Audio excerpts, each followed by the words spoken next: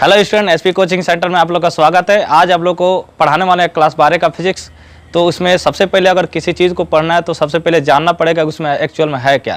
तो फिजिक्स का जो है 12th का फिजिक्स क्या है, समुद्र है, चाहे इसको चट्टान या पहाड़ भी कह सकते हैं। तो चट्टान और तो फर्स्ट ऑफ ऑल आपको जानना पड़ेगा कि 12th के फिजिक्स में आपको क्या पढ़ना है, कितने यूनिट पढ़ना है, कितने चैप्टर पढ़ना है। तो सबसे पहले फर्स्ट ऑफ ऑल आपको कक्षा 12 का फिजिक्स दिख रहा होगा। कक्षा 12 का जो फिजिक्स है 2 पार्टों में डिवाइडेड है। पहला आपका खंड क और दूसरा क्या है, खंड ख। तो यानी पार्ट फर्स्ट या पार्ट सेकंड भी कह सकते हैं। तो दोनों पार्ट को पढ़ना है। पहले क्या होता था कि पहले 2 सेक्शन में भी फिजिक्स फर्स्ट और सेकंड में भी होता था। तो पहले 35-35 नंबर का पेपर होता था। अब वही दोनों मिला के एक ही बार 70 नंबर का पेपर हो जा रहा है। तो वही चीज़ आपको सबसे पहले किसी भी चीज़ को अगर पढ़ना है तो सबसे पहले आपको जानना पड़ेगा कि एक्चुअल उसमें है क्या क्या चीज़ें उसमें इंक्लूड है, उसको कैसे पढ़ा जाए। तो क्लास 12 का फिजिक्स 2 पार्टों में डिवाइड है, खंड क और खंड ख में। अब खंड क में 4 यूनिट आते हैं, 1 2 3 4 5 यूनिट कह सकते हैं। अब इसी में अलग अलग यूनिट का नाम अलग अलग चैप्टरों में दिया रहता है। तो मैक्सिमम यानी कि 5 यूनिट के आप अप्रॉक्स आपको पढ़ना रहता है। इसी में सारे यूनिट आपको कवर हो जाएंगे। तो खंड क में आपको 5 यूनिट पढ़ना है, खंड ख में आपको 4 यूनिट पढ़ना है। अभी प्रत्येक यूनिट में अलग अलग चैप्टर होते हैं, यानी कि अध्याय होते हैं। तो इस यूनिट को क्या बोलते हैं, इकाई। यानी कि खंड क में 5 इकाई है और खंड ख में आपको 4 इकाई है। और प्रत्येक इकाई में अलग अलग क्या होते हैं, अध्याय होते हैं, यानी कि चैप्टर होते हैं। जैसे यूनिट 1 है खंड क का स्थिर वैद्युतिकी, इसको बोलते हैं। इसमें अध्याय क्या है, कितने अध्याय है, 4 है, 1 2 3 4। जिसमें आपको पहला अध्याय आपको पढ़ना है विद्युतिकी। तो इसमें आपको इलेक्ट्रॉनों का आवेश का अध्ययन किया था, अभी बताया जाएगा। तो इसमें 4 अध्याय हैं। उसी प्रकार वैद्युत धारा में आपके 2 अध्याय हैं। इसी प्रकार तीसरे यूनिट में आपको 4 अध्याय है। आपको चौथे यूनिट में आपके 2 अध्याय हैं। 5वें यूनिट में आपके 1 अध्याय है। तो इस प्रत्येक यूनिट में अध्यायों की क्या है, संख्या है। यानी 4 यूनिट इधर, 5 यूनिट इधर पढ़ना है और 4 यूनिट इधर पढ़ना है, यानी 5 4 9 यूनिट पढ़ना है। और प्रत्येक यूनिट में अध्यायों की संख्या कितनी है, 4 2 6 6 4 10 10 2 12 12 1 13 13 और 13 और 9 आपका कितना होगा, 7 20 और 2 22 22 और 2 24 और 24 और 3 कितना होगा, 27 अध्याय आपको पूरा पढ़ेंगे। तब जाके इसमें से आपका 70 नंबर का पेपर बनेगा। और 30 नंबर आपका प्रैक्टिकल होता है। उसमें भी 30 में से भी आपका इंटरनल और एक्सटर्नल होता है। तो जो फिजिक्स का टीचर पढ़ाता है उसके हाथ में 15 नंबर होता है। और 15 नंबर में इंटरनल और एक्सटर्नल डिवाइडेड होता है। जो बाहर से वाइवा वाले टीचर आते हैं उसमें से आपको नंबर देते हैं। तो 30 नंबर का यानी कि 70 नंबर का पूरा इनमें से आपका क्वेश्चन आने वाला है। अब सोच लीजिए, ये समुद्र है कि चट्टान है कि क्या है कि पहाड़ है। तो इतने बड़े सिलेबस में से 70 नंबर का क्वेश्चन बनाएगा। और पता नहीं कौन से चैप्टर में से आ जाएगा, कौन से अध्याय में से आ जाएगा, कोई भी चीज़ इसमें फिक्स नहीं है। तो उस चीज़ों को अगर ध्यान से नहीं पढ़ेंगे, एक एक चीज़ को समझ के नहीं पढ़ेंगे, तो आपको पता भी नहीं चलेगा कि कैसे फिजिक्स का पेपर इसमें से आता है। तो सो प्लीज़ आइए स्टार्ट करते हैं। तो सबसे पहले आपका क्या है, यूनिट 1 है, 2 यानी कि इसमें 5 यूनिट है, इसमें 4 यूनिट है। प्रत्येक यूनिट में अध्यायों की संख्या आप नोट कर सकते हैं ताकि कितने हमको पढ़ना है आपको पता चल जाए। अब पहले आपका पहला यूनिट आपको उठाते हैं, जो यूनिट 1 है, जिसके यूनिट 1 का नाम क्या है, स्थिर विद्युतिकी। उसमें अध्याय 1 है विद्युत आवेश तथा विद्युत क्षेत्र, electric charge and electric field. इसमें आपका कूलाम का नियम भी आ जाएगा। तो इलेक्ट्रिक चार्ज किसे कहते हैं और इलेक्ट्रिक फील्ड के बारे में आपको पूरा नॉलेज इस चैप्टर में आपको मिलेगा। तो सबसे पहले फर्स्ट ऑफ ऑल ये जानेंगे कि आपको विद्युतिकी किसे कहते हैं, इलेक्ट्रिसिटी आपको किसे कहते हैं। तो भौतिक विज्ञान की वह शाखा, इसका डेफिनेशन लिखा जाए तो भौतिक विज्ञान की वह शाखा जिसके अंतर्गत भौतिक विज्ञान की वह शाखा जिसमें आवेशों का अध्ययन किया जाता है, आवेश का अध्ययन किया जाता है, किया जाता है, उसे क्या कहते हैं, विद्युतिकी कहते हैं। ये तो सबसे पहले आपको जानना पड़ेगा, उसे क्या कहते हैं, विद्युतिकी कहते हैं। ये चीज़ आपको याद रखना पड़ेगा। सबसे पहले जो चीज़ें पढ़ रहे हो उसी का परिभाषा ना पता रहो तो कैसे पता चलेगा। इसीलिए आपको जो चैप्टर पढ़ रहे हैं उसका डेफिनेशन, यानी भौतिक विज्ञान, क्योंकि फिजिक्स है, उसी के ब्रांच के अनुसार, यानी भौतिक विज्ञान की वह शाखा जिसके अंतर्गत आवेशों का अध्ययन किया जाता है, उसे क्या कहते हैं, विद्युतिकी कहते हैं। अब आवेशों का अध्ययन 2 प्रकार से किया जाता है, एक होता है स्थिर आवेश का, एक होता है गतिक आवेश का। तो विद्युतिकी भी 2 प्रकार का होता है, बहुत सारा चीज़ सीख लिए। तो वही चीज़ है, स्थिर विद्युतिकी किसे कहते हैं, 2 प्रकार का होता है। विद्युतिकी भी दो प्रकार का होता है, एक होता है स्थिर, दूसरा होता है गतिक होता है। एक होता है माने स्थिर आवेशों का जिसमें अध्ययन किया। अब बताइए ये फिजिक्स में आता है और ये वाला किसके है? जैसे मान लीजिए ये मेन ब्रांच है, मेन ब्रांच आपका क्या है? फिजिक्स है, फिजिक्स में आपका ये आता है। अब इसका ब्रांच ये दो हो गया, तो स्थिर है, एक होता है गतिक। तो ध्यान से पढ़ेंगे चीज़ों को। स्थिर विद्युतिकी किसे कहते हैं? तो अब ध्यान से पढ़ेंगे आपको क्या स्थिर किसके अंतर्गत?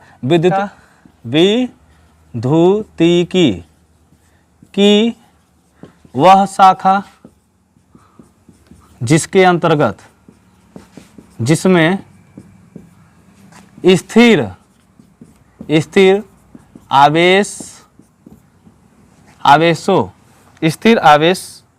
आवेशों तथा उनमें होने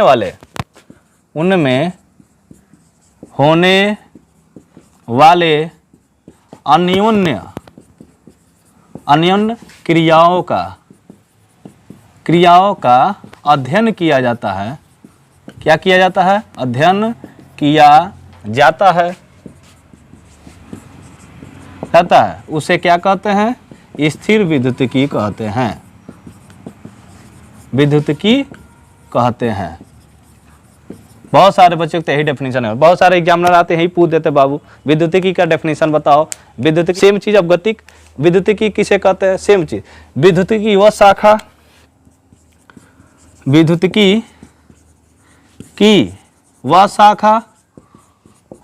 जिसमें स्थिर है, तो स्थिरता। अब गतिक है तो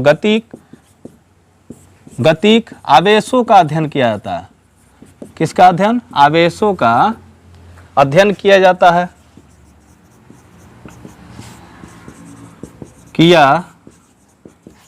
है। उसे क्या कहते हैं? गतिक विद्युतिकी कहते हैं। विद्युतिकी कहते हैं। डायनामिक इलेक्ट्रिसिटी इसको बोलते हैं। गति विद्युतिकी कहते हैं। तो ये सेम चीज है। तो आपको विद्युतिकी की डेफिनेशन पता चल गया। विद्युतिकी कई प्रकार का होता है? दो प्रकार का होता है। एक होता है स्थिर, दूसरा होता है स्थिर को बोलते हैं स्टैटिक, इसको बोलते हैं डायनामिक। यानी कि स्थिर आवेशों का जो अध्ययन किया जाता है, तो जब स्थिर रहेगा तो उसमें अनुन्य क्रिया उत्पन्न होगा, तो उसके बारे में जो अध्ययन किया जाता है उसे बोलते हैं स्थिर विद्युतिकी कहते हैं। और गतिकी विद्युतिकी किसे कहते हैं? इसमें गतिक आवेशों का अध्ययन किया जाता है, उसे क्या कहते हैं? गतिक विद्युतिकी कहते हैं। आई थिंक ये चीजें आपको समझ में। उसके बाद आपको पढ़ना है विद्युत आवेश किसे कहते हैं? Electric charge. तो ये चीजें आप लोग लिख सकते हैं, बहुत बेसिक चीज है। ये सब चीज पूछता नहीं, लेकिन जानने के लिए आपको चीजें बताना पड़ेगा। कोई चीज आपसे पूछ दे, कोई एग्जामिनर आके पूछ दे कि भैया विद्युतिकी किसे कहते हैं, विद्युतिकी के कितने टाइप्स होते हैं, उसमें क्या होते हैं, उसका डेफिनेशन क्या होता है आपको। Hello student, SP coaching centre में आप लोगों का स्वागत है। आज आप लोग पढ़ाने वाले क्लास 12 का फिजिक्स। जो पहले यूनिट है, पहले यूनिट का नाम है स्थिर विद्युतिकी। उसमें से पहला आपका चैप्टर है विद्युत आवेश तथा विद्युत क्षेत्र। आपको electric charge and electric field. First of all आपको जानना पड़ेगा कि विद्युत आवेश किसे कहते हैं, इलेक्ट्रिक चार्ज किसे कहते हैं। तो विद्युत आवेश किसी पदार्थ का वह गुण जिसके कारण उसमें विद्युत तथा चुंबकीय प्रभाव उत्पन्न होता है, उसे हम क्या कहते हैं? विद्युत आवेश कहते हैं। तो वही चीज लिखने जा रहे हैं। तो सबसे पहले आपको किसी पदार्थ का वह गुण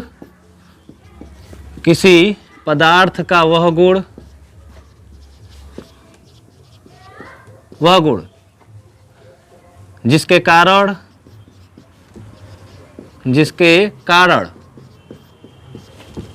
उसमें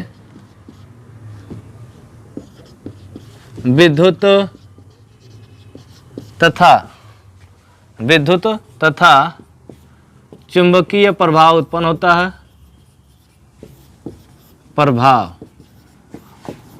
होता है। होता है विद्युत आवेश कहलाता है।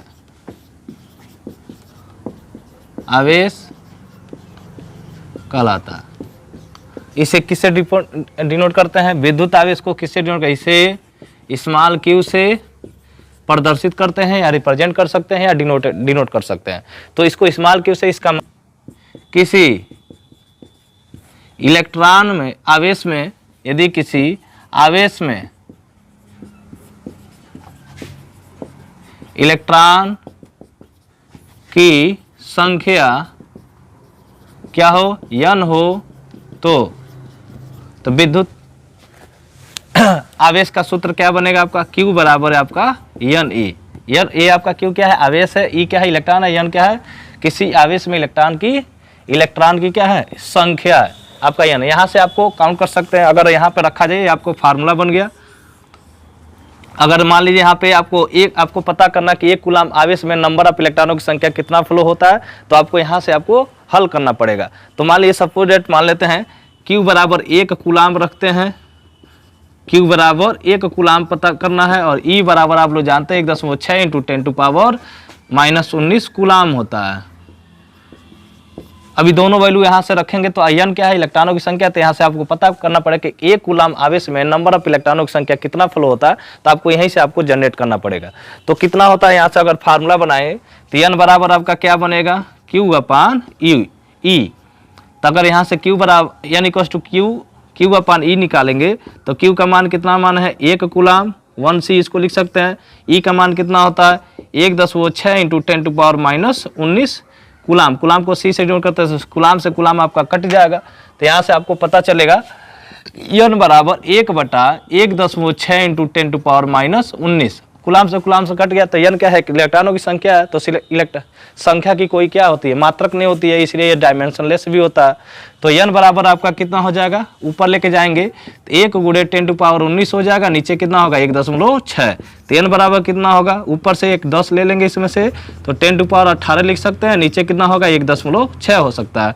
उसके बाद दशमलव कितने स्थान पे है, एक स्थान पे है, तो ऊपर नीचे 10 से गुणा कर सकते हैं, ऊपर भी 10 से गुणा नीचे भी 10 से गुणा, तो 1.6 इंटू 10⁻, ऊपर नीचे 10 से मल्टीप्लाई कर लेंगे। तो एन बराबर कितना होगा, 10 में ये आपका 100 हो जाएगा, इंटू 10⁻18 हो जाएगा, और नीचे 1.6 में 10 से गुणा करेंगे तो कितना होगा, 16 हो जाएगा। तो यानी कि आपका बन गया एन बराबर 100 गुणे 10⁻18 बटा 16। अब 16 में 100 से डिवाइड करेंगे तो यहाँ से आपको पता चलेगा कि कितना होता है, एक कूलाम आवेश में नंबर ऑफ इलेक्ट्रॉनों की संख्या कितना होता है। तो उसके बाद एन बराबर आपका क्या हो जाएगा, 16 में अगर 100 से डिवाइड करेंगे तो 6.25 इंटू 10⁻18 इलेक्ट्रॉन होता है। यानी कि 100 में जब 16 में जब 100 से डिवाइड करेंगे तो आ जाएगा 6.25 इंटू 10⁻18। यानी कि एक कूलाम आवेश में नंबर ऑफ इलेक्ट्रॉनों की संख्या कितना फ्लो होता है, 6.25 इंटू 10⁻18 इलेक्ट्रॉन आपका फ्लो होता है। ये चीज़ें आपको समझना बहुत जरूरी है, क्योंकि ये बेसिक चीज़ है, तो आपको जानना बहुत जरूरी है कि एक कूलाम आवेश में नंबर ऑफ इलेक्ट्रॉनों की संख्या कितना फ्लो होता है। तो कितना फ्लो होता है, 6.25 इंटू 10⁻18 इलेक्ट्रॉन प्रति सेकेंड। यानी कि इसका मतलब वो पदार्थ का एक गुण प्रदर्शित करेगा, जिसके कारण उसमें विद्युत तथा चुंबकीय प्रभाव उत्पन्न होगा, उसे क्या कहते हैं, विद्युत आवेश कहते हैं। जब विद्युत आवेश जानेंगे तो विद्युत धारा, आवेशों के प्रवाह की दर को क्या कहते हैं, विद्युत धारा कहते हैं। I = Q अपान T आप लोग जनवे करते हैं। तो जब विद्युत धारा पता चल जाएगा, पहले सबसे पहले फर्स्ट ऑफ ऑल आपको चार्ज जानना है, उसके बाद विद्युत धारा जानना है। विद्युत धारा जानेंगे तो विद्युत धारा को किसमें मेजर किया जाता है, एम्पियर में। तो एम्पियर जान जाएंगे तो एम्पियर को आप लोग जनवे करते हैं, चार्जर में आपका एम्पियर लिखा रहता है कि 1 एम्पियर के चार्जर में नंबर ऑफ इलेक्ट्रॉनों की संख्या प्रति सेकंड में कितना फ्लो होता है। तो वो चीज़ें सारे चीज़ आपको पता चलेगा। तो अगर एन बराबर आपको समझ में एन की वैल्यू पता चलेगा तो हमको किस विद्युत धारा के बारे में पता करना है। विद्युत धारा, करंट इसको बोलते हैं, इलेक्ट्रिक करंट, ELECTRIC करंट इसको बोलते हैं, इलेक्ट्रिक करंट, विद्युत धारा। तो इलेक्ट्रिक करंट को किस में मेजर किया जाता है, आपको एम्पियर में। तो सबसे पहले आप लोग किसे कहते हैं विद्युत धारा, आवेशों के प्रवाह की दर को, आवेशों के प्रवाह की दर को विद्युत धारा कहते हैं, विद्युत धारा कहते हैं। ये तो आपका विद्युत धारा का परिभाषा। इसे किसे डिनोट करते हैं, इसे I से प्रदर्शित करते हैं। ये सारा चीज बेसिक है, प्रदर्शित करते हैं। लेकिन विश्वास करिए अगर ये चीज आपको नहीं पता, तो बहुत सारे बच्चों को पता ही नहीं था कि n बराबर 6.25 इंटू 10⁻18 इलेक्ट्रॉन कैसे आया, ये वैल्यू कैसे आया। तो इसको I से डिनोट करते हैं। तो यहाँ देखिए, आवेशों के प्रवाह की दर, तो जब कभी भी दर में रेट होता है तो I = यानी कि आवेश के प्रवाह की यानी प्रति की दर को हम क्या कहते हैं, I = Q अपान T। तो यहाँ पे एक और फार्मूला जानते हैं, अभी फार्मूला लिखे हैं, Q बराबर NE। तो यहाँ पे Q बराबर यहाँ पर रख सकते हैं। तो I बराबर क्या निकलेगा, यहाँ पे Q बराबर अगर NE रखेंगे तो NE बटा क्या बनेगा, T बनेगा। N का मान वहाँ पे आप लोग लिखे हैं। तो I बराबर N का मान कितना है, 6.25 इंटू 10⁻18। E को हम लिख सकते हैं इलेक्ट्रॉन, और समय का मात्रा क्या हो जाएगा सेकेंड, यानी कि I बराबर 6.25 इंटू 10⁻18 इलेक्ट्रॉन प्रति सेकेंड, यानी एक। अब I का मात्रा क्या होता है आप लोग जानते हैं, I का मात्रा क्या होता है, एम्पियर होता है। तो एम्पियर को किससे डिनोट करेंगे, A से। तो 6.25 इंटू 10⁻18 इलेक्ट्रॉन प्रति सेकेंड आपको इससे कैलकुलेशन मिल सकता है। यानी कि 1 एम्पियर के चार्जर में प्रति सेकेंड नंबर ऑफ इलेक्ट्रॉनों की संख्या 6.25 इंटू 10⁻18 इलेक्ट्रॉन प्रति सेकेंड। आके जाके अपना अपना घर के एम्पियर चार्जर के एम्पियर की चार्जर को देखिए कितने एम्पियर का है। अगर आपको जल्दी आपको जैसे जितने भी स्मार्ट चार्जर आजकल आ रहे हैं 30 मिनट में फुल हो जा रहा है। तो किसके वजह से, एम्पियर की वजह से। एम्पियर की संख्या बढ़ाती है क्योंकि 1 एम्पियर के चार्जर में 6.25 इंटू 10⁻18 इलेक्ट्रॉन प्रति सेकेंड। ये देख रहे हैं 1 सेकेंड में इतना फ्लो हो रहा है। यानी कि इसका मतलब क्या होता है, 6.25 इंटू 10⁻18 है, तो इसका अगर 2 जीरो लोगे तो 625 गुणे 10⁻16 यहाँ पे हो जाएगा। यानी कि 625 बढ़ा के कोग जीरो 16 जीरो, यानी 1 सेकेंड में इतना फ्लो हो रहा है। 1 सेकेंड में कितना फ्लो, अभी देखो कम जीरो बढ़ा है, तो 1 सेकेंड में इतना। इसीलिए जब आपको करंट मारता है तो एक ही बार शरीर पूरा वाइब्रेट हो जाता है, क्योंकि प्रति सेकेंड नंबर ऑफ इलेक्ट्रॉनों की संख्या भी इतना फ्लो हो रहा है, वो भी 1 एम्पियर के चार्जर में। तो आप सोच सकते हैं कि कितना खतरनाक होता है विद्युत धारा। तो यानी कि आप लोग जाके अपने यानी कि अगर 2 एम्पियर का पता करना है तो 2 से गुणा करिए, 3 एम्पियर का पता करना है तो आपको 3 से गुणा करिए। यानी 1 एम्पियर का अगर मान लीजिए आपको 1 केजी आलू का दाम पता है तो भैया 20 केजी का नहीं निकाल सकते हैं। सेम वैसे ही ये भी चीज़ है, अगर 1 एम्पियर का दाम आपको पता है कि 1 एम्पियर प्रति सेकंड में नंबर ऑफ इलेक्ट्रॉनों की संख्या कितना फ्लो हो रहा है, तो 5 ampere, 6 ampere, 3 ampere, 2 ampere, 10 ampere, 1000 ampere का भी निकाल सकते हैं, किसी का भी निकाल सकते हैं कि भैया प्रति सेकंड में नंबर ऑफ इलेक्ट्रॉनों की संख्या कितना। हेलो स्टूडेंट, ये आपका बहुत ही इंटरेस्टिंग क्वेश्चन है। बहुत सारे बच्चे इसमें कंफ्यूज होते हैं कि क्या किसी पिंड पर 6 गुणे 10⁻18 इलेक्ट्रॉन आवेश संभव है या असंभव है। क्या किसी पिंड पे 6 गुणे 10⁻18 कूलाम आवेश संभव है या नहीं। तो चलिए उसको चेक करते हैं। तो फर्स्ट ऑफ ऑल आपका यानी कि आवेश दिया हुआ, क्यू का मान कितना होता है, दिया हुआ आपका 6 गुणे 10⁻18 इलेक्ट्रॉन, इसका मात्रक दिया है कूलाम, ये आवेश दे दिया है। ई का मान आप लोग जानबे करते हैं 1.6 इंटू 10⁻18 ये होता है, ये भी कूलाम में होता है। तो पूछ रहा है कि क्या आवेश, क्या किसी पिंड पर 6 गुणे 10⁻18 कूलाम आवेश संभव है। तो चेक करेंगे। तो एन का फार्मूला आप लोग जानबे करते हैं, इससे निकाल सकते हैं क्यू बराबर क्या होता है एन ई।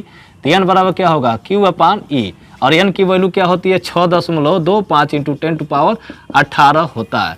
तो अगर ये देखिए 6.2 अभी पता चलेगा कि हाँ संभव है या नहीं। सबसे पहले इसको कैलकुलेट करेंगे। तो एन बराबर क्या होगा क्यू अपान ई। तो एन बराबर क्या हो जाएगा, क्यू का मान कितना होता है 6 गुणे 10⁻18 कूलाम, ये भी हो जाएगा, ये भी कूलाम हो गया। ई का मान आप लोग जानबे करते हैं 1.6 गुणे 10⁻19 कूलाम।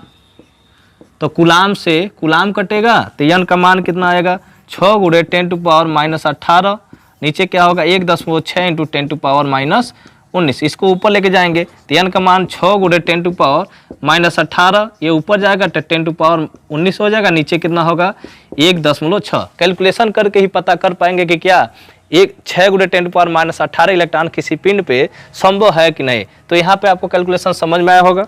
इसके आगे करते हैं। तो आगे करेंगे तो आपका क्या मिलेगा, अब देखिए ध्यान से। तो यहाँ पे आपको मिलेगा, इसको कैलकुलेशन यहाँ करेंगे तो एन बराबर आपका क्या मिलेगा 6 गुणे 10 पे पावर, यहाँ ध्यान से देखिए ये 19 घात है, ये -18, तो 19 में से 18 घटाओ तो 10 पे कितना घात बचेगा 1 घात। तो 1 हम लिखते नहीं है, नीचे कितना होगा 1.6। तो एन बराबर कितना होगा, ये हो जाएगा 60, नीचे कितना होगा 1.6। तो एन बराबर कितना होगा, ऊपर नीचे फिर से 10 से गुणा कर सकते हैं, 1.6 गुणे 10। तो एन बराबर कितना होगा 600, नीचे कितना होगा 16। तो 16 से जब इसमें अगर डिवाइड करेंगे तो आपका कितना होगा 16 3 48, 37.5 के आसपास आ जाएगा। यानी एन का मान कितना है 37.5 है। अब बताओ एन का मान 100/16 से इसमें डिवाइड करेंगे तो 37 क्या आएगा 5। तो यहाँ पे आपका पता करना था कि क्या किसी पिंड पर 6 गुणे 10⁻18 कूलाम आवेश संभव है, तो नहीं है। तो इसको कैलकुलेशन किए तो एन का मान आया 37.5। तो यहाँ पे देखेंगे यहाँ एन का मान पूर्ण संख्या नहीं है, पूर्ण संख्या नहीं है, इसलिए किसी पिंड पर 6 गुणे 10⁻18 कूलाम आवेश क्या है असंभव है, यानी संभव नहीं है। अब क्यों नहीं है ध्यान से देखेंगे, क्योंकि यहाँ पे जो एन का मान आया क्या है एक पूर्ण संख्या नहीं है। पूर्ण संख्या किसे कहते हैं आप लोग जानते हैं। नेचुरल नंबर कहाँ से स्टार्ट होता है 1 to इनफाइनाइट, होल नंबर, पूर्ण संख्या माने क्या होता है, होल नंबर, जो कहाँ से स्टार्ट होता है, 0 1 2 3 4 5 6 7, यानी कि कोई भी पूर्ण संख्या में आपको डेसिमल नंबर नहीं मिलेगा, या डेसिमल डिजिट या डेसिमल नंबर आपको नहीं मिलेगा। जबकि n का मान कितना आ रहा है, 37.5, तो 37.5 का एक डेसिमल नंबर है। और ये क्या कह रहा है, जब तक तब तक संभव नहीं होगा जब तक वो पूर्ण संख्या नहीं है। जैसे आपको कैसे पता लगा सकते हैं, जैसे n का मान अभी आप लोग को कैलकुलेट करवाए थे, तो 6.25 इंटू 10⁻18, तो n बराबर आपको यहाँ पे भी डेसिमल नजर आ रहा है, यहाँ पे भी डेसिमल नजर आ रहा है, लेकिन इसके आगे कोई नंबर अब जीरो वाली संख्या नहीं है। तो यहाँ पे देखिए, इसमें से 2 जीरो लोगे तो 625 गुणे 10 पे कितना घात हो जाएगा, 16। तो जब 16 घात लगाओगे 625, को जीरो बढ़ाओगे तो ये ऑटोमेटिक पूर्ण संख्या बन जाएगा। इसलिए n का मान आपका पूर्ण संख्या नहीं है।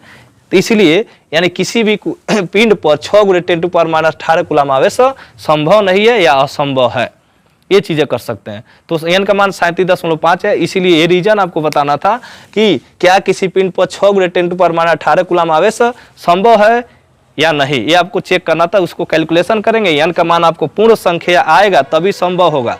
अदरवाइज अगर वो अपूर्ण संख्या आ गया, यानी कि पूर्ण संख्या नहीं आ रहा है, पूर्ण संख्या 0 से इनफाइनाइट आप जाएंगे, पूर्ण संख्या किसी भी पूर्ण संख्या में आपको डेसिमल नंबर आपको नहीं मिलेगा। और ये डेसिमल नंबर के फॉर्म में, अर्थात ये पूर्ण संख्या नहीं है, ये डेसिमल नंबर है। तो जब पूर्ण संख्या नहीं है तो उस पर आवेश, उतना आवेश संभव भी नहीं हो सकता है। वही चीज लिखा है, यहाँ n का मान पूर्ण संख्या नहीं है, इसलिए किसी पिंड पर 6 गुणे 10⁻18 कूलम आवेश असंभव। प्रकार टाइप्स ऑफ इसको चार्ज पढ़ेंगे। सबसे पहले विद्युत आवेश पढ़ लिए। विद्युत आवेश में एक इलेक्ट्रॉन में नंबर ऑफ इलेक्ट्रॉन की संख्या कितना फ्लो होता है, ये आप पढ़ लिए। 1 एम्पियर के चार्जर में नंबर ऑफ इलेक्ट्रॉन की संख्या प्रति सेकंड में कितना फ्लो होता है, ये आप लोग पढ़ लिए। उसके बाद आप लोग पढ़े हैं कि क्या किसी पिंड पे 6 गुणे 10⁻18 इलेक्ट्रॉन संभव है या असंभव है। जब तक n का मान पूर्ण संख्या नहीं होगा तब तक संभव नहीं होगा। आप लोग जाके कैलकुलेशन किया, आप लोग जाके देख सकते हैं। अब इसके बाद से आवेशों के टाइप्स पढ़ना, यानी टाइप्स ऑफ चार्ज कितने होते हैं। तो टाइप्स ऑफ चार्ज आपके कितने होते हैं, 2 टाइप्स के होते हैं। एक होता है पॉजिटिव चार्ज, एक होता है निगेटिव चार्ज। तो पॉजिटिव चार्ज इसको बोलते हैं धनात्मक आवेश। पहला क्या होता है, धनात्मक आवेश। धनात्मक आवेश इसको बोलते हैं पॉजिटिव चार्ज, यानी किसी पदार्थ पर इलेक्ट्रॉनों की कमी के कारण, यहां पर लिख सकते हैं, किसी पदार्थ पर इलेक्ट्रॉनों की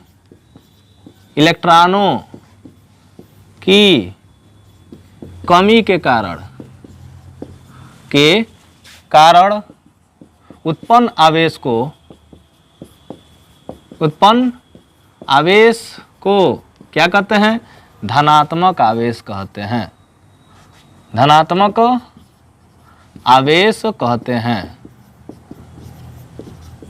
ये चीजें पढ़ सकते हैं। दूसरा चीज आपका क्या है, दूसरा क्या है, ऋणात्मक है, उसी का उल्टा है। अगर धनात्मक आवेश आपको पता है तो ऋणात्मक आवेश भी आपको पता चल जाएगा।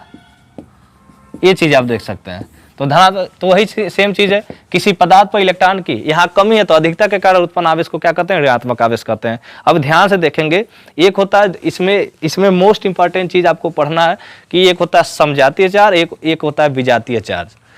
तो इसमें आपको आवेशों के प्रकार है, टाइप्स ऑफ चार्ज, यानी कि धनात्मक आवेश होता है, एक होता है ऋणात्मक।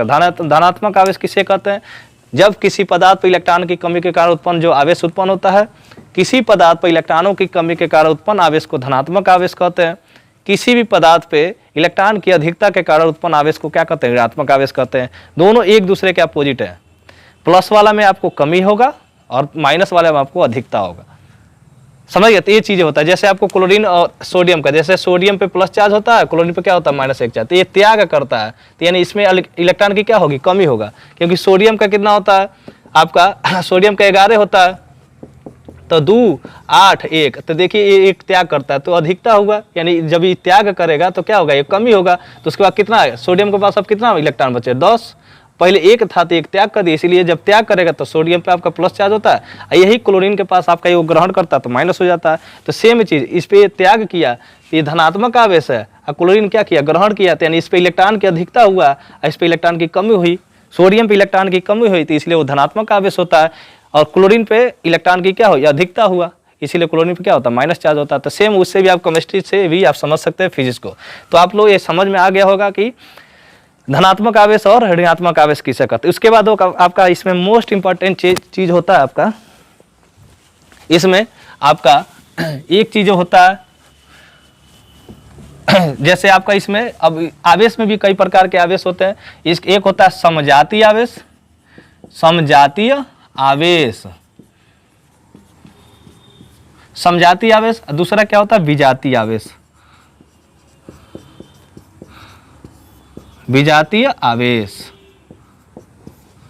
समजातीय इसको बोलते हैं आपका लाइक चार्ज, लाइक चार्ज। इसको बोलते हैं अनलाइक चार्ज। अब ध्यान से देखेंगे, समजातीय आवेश में कभी भी प्रतिकर्षण होता है, प्रतिकर्षण होता है। विजातीय आवेश में हमेशा क्या होता है? आकर्षण होता है, यानी अट्रैक्शन होता है। अब प्रतिकर्षण आकर्षण क्या होता है?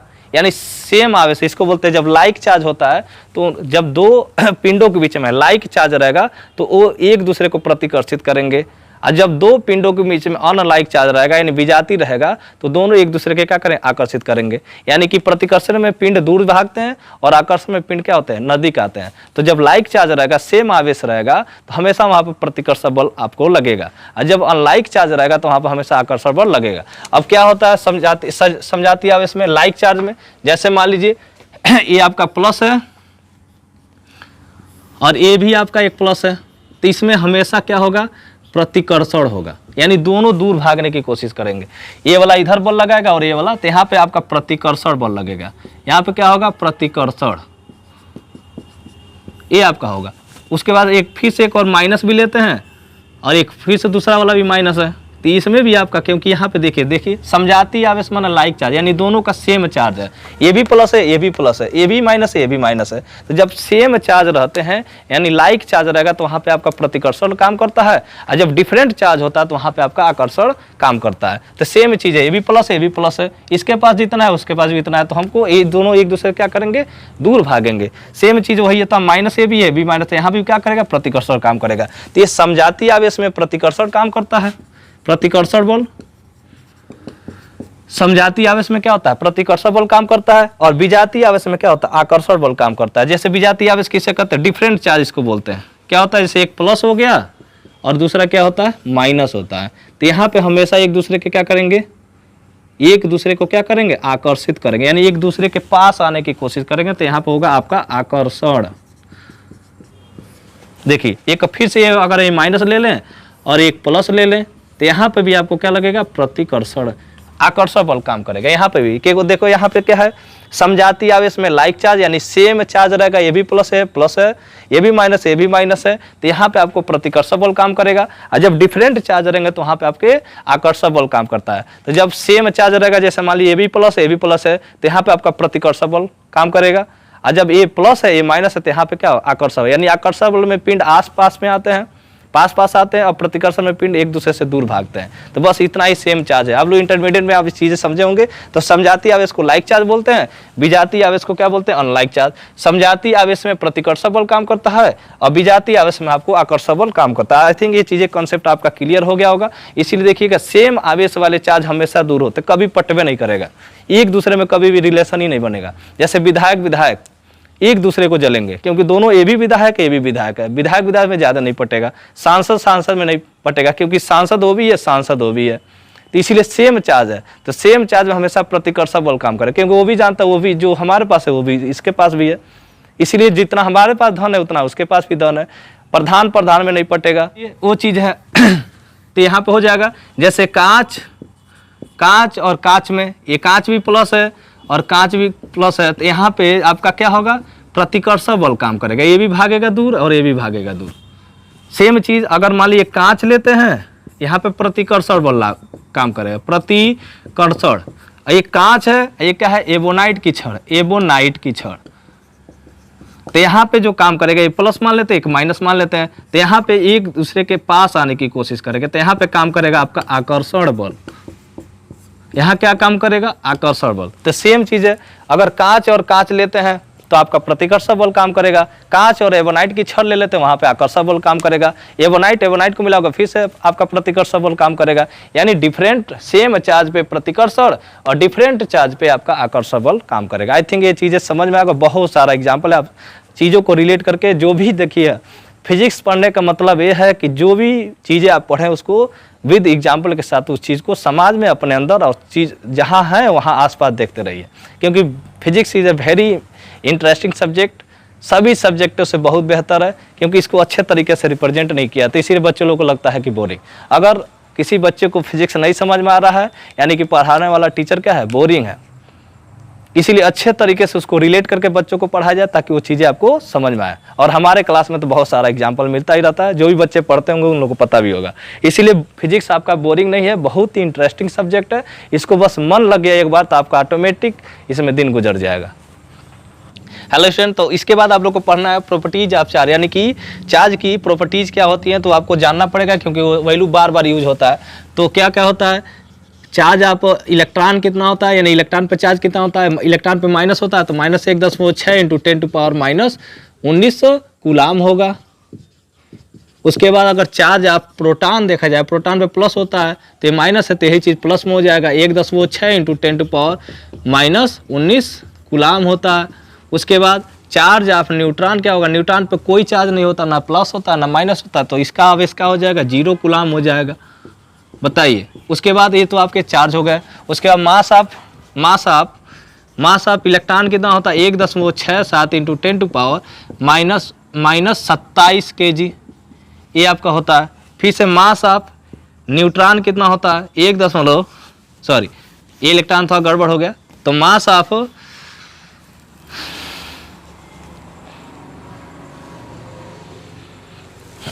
तो यहाँ पे आपका ये चार्ज है। उसके बाद से अगर मास ऑफ इलेक्ट्रॉन देखा जाए तो 9.1 × 10⁻⁻31 kg होता है। उसके बाद मास ऑफ न्यूट्रॉन देखा जाए, प्रोटॉन देखा जाए तो 1.67 इंटू 10⁻⁻27 kg हो जाएगा। उसके बाद इसको स्मॉल भी लिख सकते हैं, कैपिटल भी लिख सकते हैं, उसको कोई दिक्कत है। यम ई होता है, यम पी होता है, यम आपका क्या हो जाएगा, यन हो जाएगा। तो 1 इसी में आपको जो लेना 68 इंटू 10⁻⁻27 kg आपका हो गया। तो ये आपके यहाँ क्या है, प्रॉपर्टीज ऑफ चार्ज है। प्रॉपर्टीज ऑफ चार्ज में आपका क्या होता है, इलेक्ट्रॉन पे कितना आवेश होता है, -1.6 इंटू 10⁻⁻19 कूलाम। प्रोटॉन पे कितना चार्ज होता है, +1.6 इंटू 10⁻⁻19 कूलाम। न्यूट्रॉन पे कोई चार्ज नहीं होता, ना प्लस होता है माइनस, इसीलिए इसका आवेश क्या हो जाएगा, 0 हो जाएगा। मास ऑफ इलेक्ट्रॉन कितना होता है, 9.1 × 10⁻⁻31 kg। मास ऑफ प्रोटॉन कितना होता है, 1.67 into 10⁻⁻27 kg। Mass of neutron कितना होता है, 1.68 इंटू 10⁻⁻27। ये दोनों अप्रॉक्स आसपास के लगभग ये होता है। तो ये आपका बस इसमें -27 होता है, इसमें -31 kg करना है। तो ये आपका क्या है, 25 इसी बार का ये सवाल पूछा हुआ है 2025 में। यूपी बोर्ड का फिजिक्स का पेपर उठा के देखिएगा, इसी पैटर्न पे एक सवाल पूछ रहा है कि कितने इलेक्ट्रॉन की अधिकता होगी, 1 नंबर में सवाल पूछा हुआ है। तो आइए इसको सवाल में पढ़ते हैं। क्या कर, एक धातु के गोले पर 2.0 इंटू 10⁻⁻19 कूलाम ऋणावेश उपस्थित, तो इस पर समान अवस्था में कितने इलेक्ट्रॉन अधिक है या कम है। तो सबसे पहले अधिक या कम पता करना है। तो बताइए, जब किसी भी पिंड पे इलेक्ट्रॉन जो आवेश होता है, ऋण होता है, तो वहाँ पे क्या होता है, अधिकता होती है, और जब प्लस रहेगा तो वहाँ कम ही रहेगा। तो सेम चीज़ वही करना है, यानी कि गोले पर आवेश कितना दिया, Q बराबर 2.0 इंटू 10⁻⁻19 कूलाम दे दिया है। उसके बाद E का मान आप लोग जन्म करते हैं, 1.6 इंटू 10⁻⁻19 कूलाम। ये माइनस दिया है, माइनस के वजह से ही किसी पिंड पे जब माइनस चार्ज होता है तो यानी कि इलेक्ट्रॉन की क्या होती है, अधिकता होती है, कमी में अधिकता होगा, और जब उसमें आपका पॉजिटिव में कमी रहता है। तो सेम चीज़, तो यन का मान निकालना है। यन आपका क्या होना चाहिए, पूर्ण संख्या होना चाहिए, तभी आपको पता चलेगा कि हाँ ये संभव है या असंभव है। तो N equals to Q upon E, ये आपका पता होना चाहिए। Q का मान कितना है, 2 × 2.0 मतलब 2 10⁻⁹। E का मान कितना है, 1.6 इंटू 10⁻⁻19। ये ऊपर जाएगा n बराबर, तो 2 × 10⁻⁻9 है, ये ऊपर जाएगा 10⁻+19 हो जाएगा, नीचे कितना होगा 1.6। तो यहाँ से आपको यहाँ पता कर सकते हैं कितना हो जाएगा। यहाँ से अगर इधर आए कैलकुलेशन करते समय तो n इक्वल्स टू आपका कितना हो जाएगा, ये 19 में से 9 घटा लेंगे, 19 में से 9 घटाएंगे तो कितना होगा, 2 × 10 पे कितना का 10 घात, 19 में 9 घटाओगे 10 आ जाएगा, नीचे कितना होगा 1.6, ऊपर नीचे फिर से 10 से मल्टीप्लाई करेंगे तो 2 × 10 × 10⁻10 है, ये नीचे कितना होगा 1.6 × कितना होगा 10, तो n बराबर कितना होगा, ये हो जाएगा 20 × 10⁻10, नीचे कितना होगा।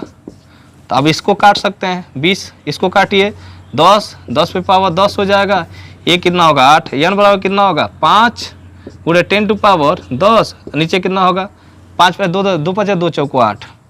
तो अब इसमें आपको काटेंगे तो 5 गुणे 10 टू पावर 10 है, तो आपका आंसर कितना आएगा 1.25, यानी कि इसको डिवाइड करेंगे तो n बराबर कितना आएगा, यहाँ से n का मान आप निकाल सकते हैं। तो n का मान आपका, यहाँ कैलकुलेशन हम कर दे रहे हैं, तो n का मान आपका कितना होगा 1.25 इंटू 10 टू पावर 10। तो बताइए n क्या है, एक पूर्ण संख्या है। तो जब एक पूर्ण संख्या है तो यानी कि, और उसमें से गोले पर आवेश क्या है, ऋणावेश है, तो क्या होगी इलेक्ट्रॉन की क्या होगी अधिकता होगी। तो कितना अधिकता होगी, तो लिखेंगे चूंकि, यहाँ लिखेंगे चूंकि ये आपका कौन संख्या है, पूर्ण संख्या है, ये आपको पूर्ण देखिए n का मान पूर्ण ही आएगा तभी संभव हो पाएगा, अगर पूर्ण नहीं आ रहा तो असंभव है, जो कि अभी पहले के सवाल करा चुके हैं। तो चूंकि लिखेंगे चूंकि पिंड पर आवेश क्या है, ऋणात्मक है, तो उस पर क्या होगा 1.25 इंटू 10 टू पावर 10 इलेक्ट्रॉन की क्या होगी अधिकता होगी। जब देखो ऋणात्मक रहेगा तो अधिकता लिखेंगे, जब धनात्मक रहेगा तो कमी लिखेंगे। इलेक्ट्रॉन की क्या होगी, इलेक्ट्रॉन की क्या होगी अधिकता होगी, क्या होगी अधिकता होगी। ये चीज आप लोग को समझ, बहुत इसी बार ये सवाल इसी बार जा